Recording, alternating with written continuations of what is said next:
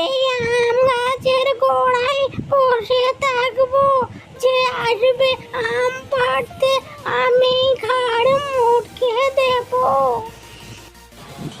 এই সল্টু, আরে কি বলছি, ওই বাগানে না একটা আম গাছ রয়েছে, আর আম পেকে পুরো ভর্তি হয়ে আছে।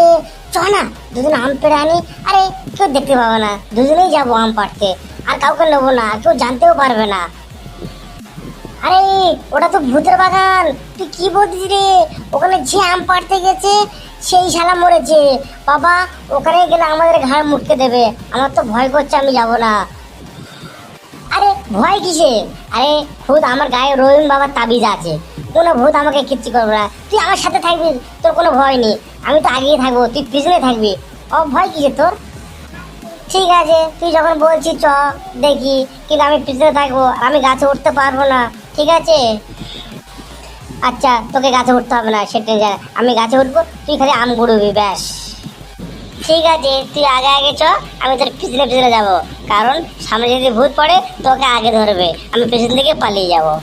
আরে এত ভয় করলে কি দেশ চলবে? চ, আম চুরি করে খেতে গেলে একটু কষ্ট করতে হবে, একটু ভয়ও খেতে হবে।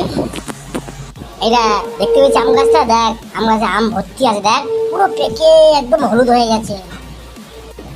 এমা, সত্যি তো তাই, সত্যি আম দেখে তো আমার জিভে জল আসছে।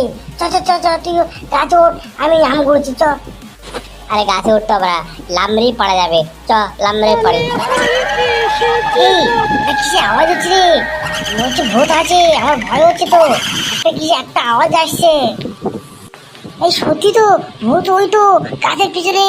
আরে পালাই চ, ধরতে হলে ঘাড় মুটকে দিবি, চ চ চ পালাই চ। এই হ্যাঁ তো, ওই তো সাদা কাপড় পরে, ওই তো আম গাছের পিছনে। আর তোকে আগে বলিস না শালা ভূত থাকেই? চ চ চ পালাই চ, ঘাড় মুটকে দেবো ধরতে পারলে। চ চ পালাই চ। চ এবার পালা, তোকে বললাম সত্যি ভূত আছে, তুই আমার কথা বিশ্বাস করছি না। আরে ধরতে পারলে শালা মেরে ফেল দেবে। আম খাটা বড় হলো না মৃত্যুটা বড় হলো?